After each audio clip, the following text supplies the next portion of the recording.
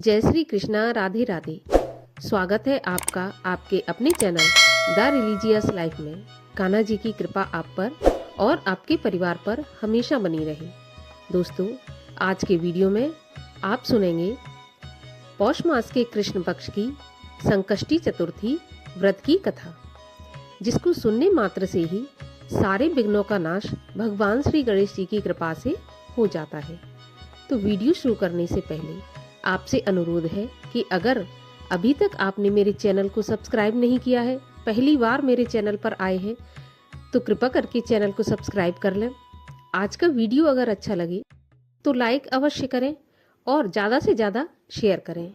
तो चलिए शुरू करते हैं संकष्टी गणेश चतुर्थी व्रत की कथा। पार्वती जी ने पूछा, हे पुत्र, पौष मास में कौन से गणेश जी की पूजा किस तरह से करनी चाहिए और उस दिन क्या भोजन करना चाहिए, उसे आप संक्षेप में बताइए। श्री गणेश जी कहते हैं, हे महादेवी, पौष मास की चतुर्थी विघ्न विनाशिनी होती है।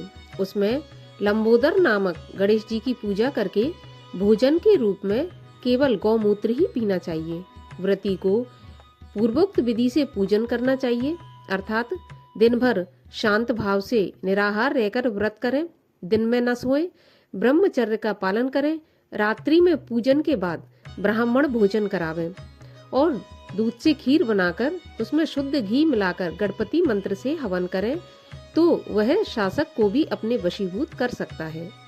इस संबंध में हम आपको एक प्राचीन कथा सुनाते हैं। एक बार रावण ने सभी देवताओं को जीतकर मदांध हो संध्या कर रहे बाली को पीछे से जाकर पकड़ लिया। बलशाली बाली रावण को अपनी कांख में दबाए हुए आकाश मार्ग द्वारा किष्किंधापुरी में आया और उस बंदी रावण को अपने पुत्र अंगद के लिए खिलौने के रूप में दे दिया।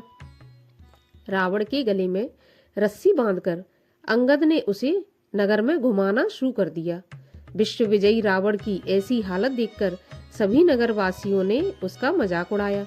जनता कहने लगी, अरे देखो तो सही, यह विश्व विजेता रावण आज राजकुमार द्वारा सड़कों पर घुमाया जा रहा है। पुरवासियों की बात से रावण बहुत ही लज्जित होकर उसासे लेने लगा। उसका दर्प चूर हो गया। उसने अपने नाना पुलस्त मुनि का स्मरण किया।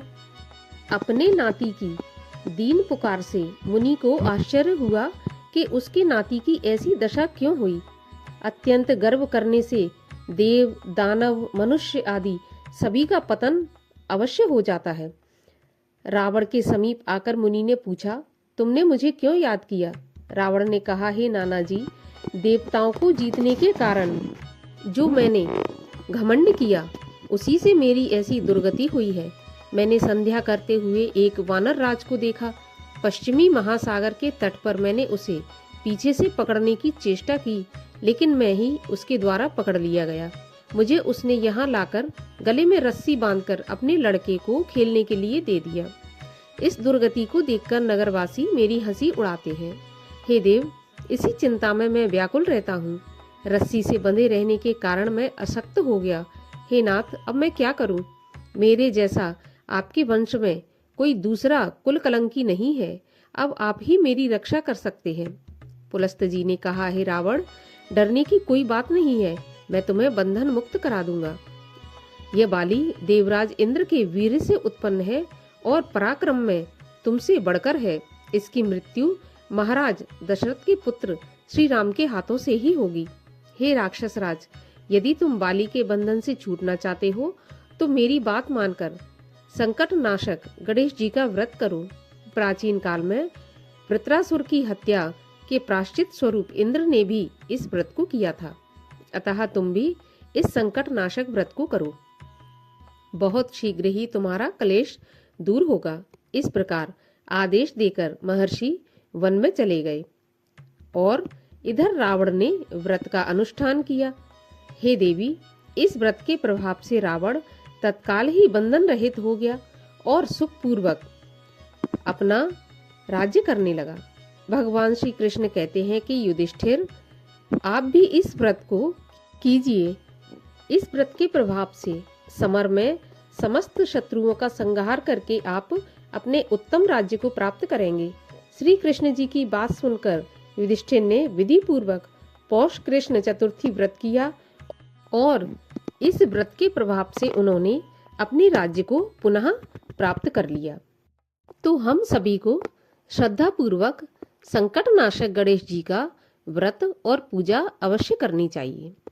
तो चलिए आज के वीडियो में इतना ही। मैं मिलती हूँ अब आपसे अगले वीडियो में। तब तक के लिए हरे कृष्ण।